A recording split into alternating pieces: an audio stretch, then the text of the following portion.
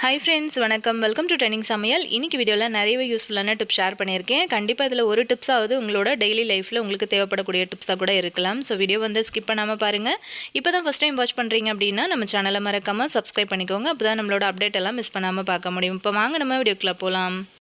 நம்ம இப்போ first tip என்ன அப்படின்னு பார்க்கலாம். என்ன தான் நம்ம வந்து சாரீ ப்ளவுஸ் எல்லாம் வந்து கரெக்டாக செட்டாக நம்ம வந்து மடித்து வச்சுருந்தோம் அப்படின்னா கூட அவசரத்துக்கு நம்ம வந்து தேடும்போது சில டைமில் வந்து ப்ளவுஸ் வந்து சாரீக்கு மேட்சிங்காக நமக்கு வந்து கிடைக்கவே கிடைக்காது. ஸோ இதனாலே நமக்கு வந்து ரொம்ப டைம் எடுக்கும். அதுவும் வேலைக்கு போகிற பெண்களாக இருந்தாங்க அப்படின்னா கண்டிப்பாக வந்து அவங்களுக்கு டைம் வந்து ரொம்ப அதிகமாகும். இந்த மாதிரி ஒரு ப்ளவுஸை வந்து மேட்சிங்காக தேடி அடுக்கிறதுக்குள்ளேயே நமக்கு வந்து போதும்னு ஆகிடும். என்ன தான் நம்ம மடித்து வச்சோம் அப்படின்னா கூட அது வந்து எப்படியாவது கலைஞ்சு நமக்கு வந்து மிஸ் ஆகிடும்.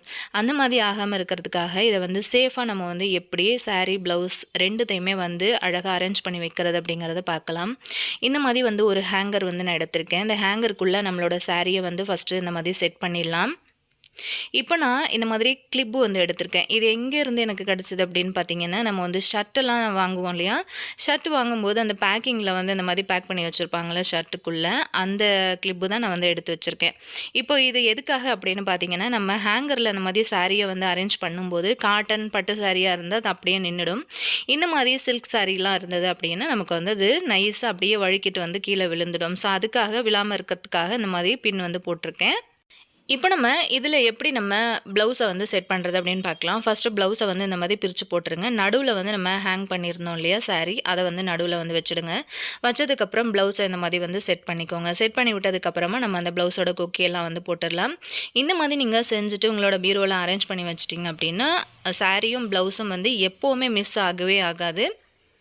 ஃப்ரீயாக இருக்கிற டைமில் நீங்கள் இந்த மாதிரி சாரீ ப்ளவுஸ் எல்லாம் வந்து செட்டாக அரேஞ்ச் பண்ணி வச்சிட்டிங்க அப்படின்னா எப்போவுமே நல்லா நீட்டாக இருக்கும். பார்க்குறதுக்கும் வந்து க்ளீனாக அழகாக இருக்கும். அவசரத்துக்கு நம்ம தேட வேண்டிய அவசியமும் இருக்காது. ஸோ இந்த ஐடியா உங்களுக்கு பிடிச்சிருக்கும்னு நினைக்கிறேன். பிடிச்சிருந்ததுன்னா உங்கள் ஃப்ரெண்ட்ஸ்க்கும் தேவைப்படும் அப்படின்னு நினச்சிங்கன்னா அவங்களுக்கும் ஷேர் பண்ணி விடுங்க. நெக்ஸ்ட் டிப் பார்க்கலாம். எப்போவுமே இந்த மாதிரி ஃப்ரீசரில் இருந்து நம்ம மீன், சிக்கன், மட்டன் இந்த மாதிரி ஏதாவது நம்ம வந்து வச்சுருக்கோம் அப்படின்னும்போது சமைக்கிறதுக்கு அவசரத்துக்கு எடுக்கிறோம் அப்படின்னா டக்குன்னு அது வந்து நமக்கு தனித்தனியாக நம்மளால் பிரித்து எடுக்க முடியாது இல்லையா? ஸோ அதுக்காக நம்ம என்ன பண்ணலாம் அப்படின்னு சொல்லிட்டு பார்க்கலாம். இப்போ தான் நான் இது வந்து வெளியே எடுத்து வச்சுருந்தேன். ரொம்பவே ஐஸ் கட்டி வந்து பிடிச்சிட்டு ஒன்றோட ஒன்று ஒட்டிகிட்ருக்கு. இப்போ இதை வந்து எப்படி ஈஸியாக ரிமூவ் பண்ணுறதுன்னு பார்த்தீங்கன்னா, இந்த மாதிரி சால்ட் இருக்கு இல்லையா? சால்ட், அதாவது இந்த பொடி உப்பு, அதை வந்து இந்த மாதிரி தூவி விட்டுருங்க. அதுக்கு மேலே தூவி விட்டுட்டு நல்லா அந்த மாதிரி அப்ளை பண்ணிவிட்டு அதை வந்து க்ளோஸ் பண்ணி விட்டுட்டிங்கன்னா ஒரு 5 நிமிஷத்தில் பார்க்கும்போது உங்களுக்கு மீன் எல்லாமே தனித்தனியாக வந்துடும். நம்ம உப்பு வந்து தூவி விடுறதுனால அந்த ஐஸ் கட்டியை வந்து சீக்கிரமாக மெல்ட் ஆக்கிடும். நம்ம சேர்க்குற உப்பு ஐஸ் கட்டி வந்து சேர விடவே விடாது. ஸோ அதனால் நீங்கள் எப்போ உப்பு வந்து இந்த மாதிரி போட்டு வச்சிட்டிங்க அப்படின்னா மீன், சிக்கன், மட்டன் இந்த மாதிரி சமைக்கிறதுக்கு நம்ம எடுக்கும்போது ரொம்ப ஈஸியாக நமக்கு சுலபமாக எடுக்க முடியும். இதனால நம்ம வந்து அந்த ஐஸ் கட்டியெல்லாம் உருகுனதுக்கு அப்புறமா தான் நம்ம வந்து எடுத்து சமைக்க முடியும் அப்படின்னு நம்ம வெயிட் பண்ணோம் அப்படின்னா நமக்கு டைம் வந்து ரொம்ப அதிகமாக எடுக்கும். ஈஸியாக முடிஞ்சிடும். இந்த மாதிரி செஞ்சீங்க அப்படின்னா ட்ரை பண்ணி பாருங்கள். இப்போ நம்ம அடுத்த டிப் என்னன்னு பார்க்கலாம். இந்த மாதிரி கேண்டில்லாம் நம்ம வந்து ஏற்றி வைக்கும்போது என்னாகும் அப்படின்னா, நம்ம எங்கேயாவது ஒரு இடத்துல ஒரு டேபிளோ அல்லது வந்து ஏதாவது மேலே ஏதாவது ஸ்லாப் இருந்துச்சு அப்படின்னா கூட நம்ம இந்த மாதிரி கேண்டில்லாம் வந்து ஏற்றி வச்சுருவோம் இல்லையா? இந்த மாதிரி ஏற்றி வைக்கும்போது என்னாகும் அப்படின்னா, அந்த கேண்டில்லேருந்து வெளியே வர வேக்ஸ் எல்லாமே வந்து அந்த இடத்தையே ஃபுல்லாகவே வந்து அசிங்கமாக்கிடும். இப்போ நான் வந்து எங்கே ஏற்றி வச்சுருக்கேன்னு பார்த்தீங்கன்னா, இந்த மாதிரி ஒரு டேபிளில் வந்து ஏற்றி வச்சுருக்கேன். இதில் வந்து அந்த வேக்ஸ் எல்லாம் உருகி வந்து கீழே வரும்போது அது அங்கங்கே வந்து திட்டாக பிடிச்சிட்ருக்கோம்ல, பார்க்குறதுக்கு அது அசிங்கமாக இருக்கும். அந்த வேக்ஸும் வந்து நமக்கு வேஸ்ட் ஆகிடும். ஸோ அதுக்காக நம்ம என்ன பண்ணலாம் அப்படின்னு பார்த்தீங்கன்னா, இந்த மாதிரி வந்து ஒரு கொட்டாங்குச்சி வந்து எடுத்துக்கோங்க. அதுக்கு நடுவில் இந்த மாதிரி வந்து கேண்டில் ஏற்றி வச்சிங்க அப்படின்னா அதிலேருந்து வெளியே வர வேக்ஸ் எல்லாமே இதுக்குள்ளே கலெக்ட் ஆகிடும். நம்ம வந்து திரும்பவும் ரீயூஸ் பண்ணுறதுக்கு ரொம்பவே யூஸ்ஃபுல்லாக இருக்கும். நீங்களும் ட்ரை பண்ணி பாருங்கள். இப்போ நம்ம அடுத்த டிப் என்ன அப்படின்னு பார்க்கலாம். ஆல்ரெடி நான் இதை பற்றி ஒரு வீடியோ வந்து போட்டிருந்தேன். அதில் வந்து சொல்லியிருந்தேன். அதை பார்த்துட்டு நிறைய ஃப்ரெண்ட்ஸ் வந்து கேட்டிருந்தீங்க. இந்த மாதிரி பாத்ரூமில் இந்த மாதிரி நம்ம அந்த டாய்லெட் பவுலில் வந்து பார்த்திங்கன்னா இந்த மாதிரி மஞ்சள் கரையாக வந்து பிடிச்சிட்ருக்கு. அது வந்து போகவே இல்லை. அதை பற்றி வீடியோ போடுங்க அப்படின்னு சொல்லிட்டு நிறைய பேர் கேட்டிருந்தாங்க. ஸோ அவங்களுக்காக தான் இன்றைக்கி இந்த வீடியோ. பார்த்திங்கன்னா நான் இது என்ன எடுத்திருக்கேன்னா, அந்த உப்பு காகிதம் அப்படின்னு சொல்லுவாங்கள்ல, சாண்ட் பேப்பர் அப்படின்னு சொல்லிட்டு கடைகளில் கேட்டிங்க அப்படின்னாலே கிடைக்கும். இதை வந்து நம்ம கையில் இந்த மாதிரி சின்ன துண்டு வந்து பிச்சு எடுத்துக்கலாம். இது வந்து கஷ்டம்லாம் இல்லை. பேப்பர் வந்து நம்ம எப்படி பிச்சு எடுப்போமோ அதே மாதிரியே வந்து இந்த மாதிரி பண்ணிங்கனாலே ஈஸியாக வந்துடும். ஒரு சின்ன துண்டு தான் நான் வந்து இன்றைக்கி எடுத்திருக்கேன். இது விலையும் வந்து ரொம்பவே கம்மி தான்.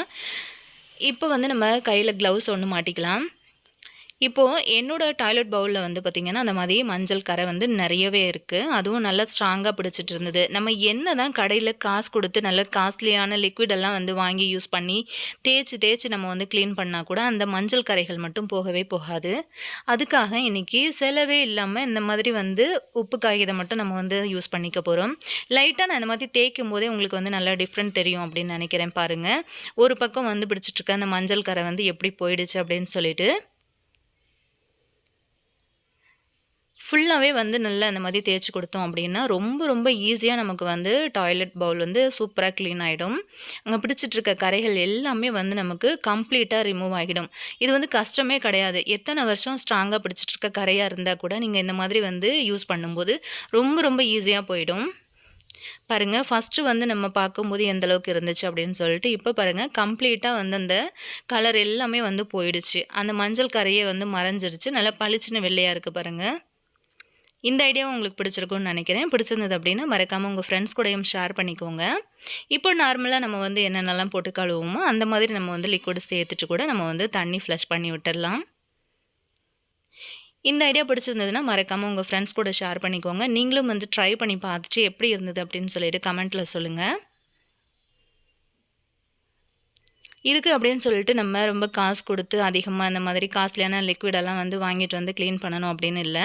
இந்த மாதிரி அந்த பேப்பர் மட்டும் நீங்கள் வந்து வாங்கி வச்சுக்கிட்டீங்க அப்படின்னா தேவைப்படுற டைமில் நீங்கள் இந்த மாதிரி க்ளீன் பண்ணிக்கலாம். ட்ரை பண்ணி பார்த்தீங்க அப்படின்னா கமெண்ட்டில் என்கிட்ட ஷேர் பண்ணிக்கோங்க. நம்ம இப்போ நெக்ஸ்ட் டிப் என்னன்னு பார்க்கலாம். குழந்தைங்களுக்கு இந்த மாதிரி லஞ்ச் பேக் வந்து நம்ம கொடுத்து அனுப்புவோம் இல்லையா? காலையில் வந்து கொடுத்து விடும்போது நல்லா ஃப்ரெஷ்ஷாக இருக்கும் பேக்கு. சாயந்தரம் குழந்தைங்க வந்து பேக் எடுத்துகிட்டு வரும்போது பார்த்திங்க அப்படின்னா அது திறக்கும் போதே ஒரு மாதிரியான ஸ்மெல் வந்து வரும். நம்ம வந்து கொடுத்து அனுப்புகிற சாப்பாடு வந்து லீக் ஆகும். சில சமயங்களில் பேக்கில் வந்து கொட்டிடும். அந்த லஞ்ச் டவலில் வந்து குழந்தைங்க தேவையில்லாத வேஸ்டேஜ் எல்லாம் வந்து எடுத்து வச்சுருப்பாங்க இல்லையா? ஸோ அதெல்லாம் வந்து நம்ம பேக் ஓப்பன் பண்ணும்போது ஒரு மாதிரி ஸ்மெல் வந்து வரும். அது அப்படியே இருந்து பார்த்திங்கன்னா அந்த பேக் எடுக்கும்போதே ஸ்மெல் வந்து வர ஆரம்பிச்சிடும். அதுக்காக நம்ம என்ன பண்ணலான்னு பார்த்திங்கன்னா இந்த மாதிரி ஒரு சின்ன காட்டன் துணியில் 1 ஸ்பூன் அளவுக்கு பேக்கிங் பவுடர் வந்து நான் சேர்த்துருக்கேன். பேக்கிங் பவுடர் வந்து பார்த்திங்க அப்படின்னா நார்மலாகவே இந்த பேட் ஸ்மெல்லாம் வந்து வருது இல்லையா? அது எல்லாமே வந்து நல்லா அப்சர்வ் பண்ணிக்கும். ஸோ அந்த மாதிரி வந்து அப்சர்வ் பண்ணுறதுக்காக நான் என்ன பண்ணிட்டேன் அப்படின்னா அந்த மாதிரி சின்னதாக அந்த துணியில் வந்து மடிச்சுட்டு ஒரு ரப்பர் பேண்ட் போட்டு சுற்றி எடுத்துக்கிட்டேன். இப்போது இந்த பேக்குக்குள்ளே தான் நம்ம அந்த சின்னதாக ஒரு முடிச்சு மாதிரி ரெடி பண்ணோம் இல்லையா? அதை வந்து வைக்க போகிறோம். இந்த மாதிரி வைக்கிறதுனால பேக்குக்குள்ளே இருக்கிற அந்த பேட் ஸ்மெல் எல்லாமே வந்து இதை அப்சர்வ் பண்ணி எடுத்துரும். இந்த மாதிரி ஸ்மெல் இருந்தது அப்படின்னா குழந்தைங்க வந்து ஒரு மாதிரி ஃபீல் பண்ணுவாங்க இல்லையா லஞ்ச் பேக் வந்து ஓப்பன் பண்ணும்போதே. ஸோ இந்த மாதிரி நீங்கள் ட்ரை பண்ணி பாருங்கள். பேக்கில் வந்து எந்த ஒரு ஸ்மெல்லும் வந்து வராது. நம்ம என்ன தான் துவைச்சி க்ளீனாக நம்ம வந்து கொடுத்து அனுப்பினாலுமே கண்டிப்பாக வந்து குழந்தைங்க சாப்பாடு எதுனா கொட்டிட்டாங்க அப்படின்னா அந்த மாதிரி ஸ்மெல் வந்து வர ஆரம்பிச்சிடும். அதுக்காக நீங்கள் இந்த மாதிரி ஒரு ஐடியா வந்து ட்ரை பண்ணி பாருங்கள். கண்டிப்பாக நல்ல ஒரு ரிசல்ட் கொடுக்கும். நான் அடிக்கடி வந்து பண்ணுறது தான். இன்றைக்கி வீடியோ பிடிச்சிருந்ததுன்னா மறக்காமல் உங்கள் ஃப்ரெண்ட்ஸ் கூடயும் ஷேர் பண்ணிக்கோங்க. நாளைக்கு ஒரு நல்ல பதிவில் நான் திரும்ப உங்களை மீட் பண்ணுறேன் ஃப்ரெண்ட்ஸ். தேங்க்யூ.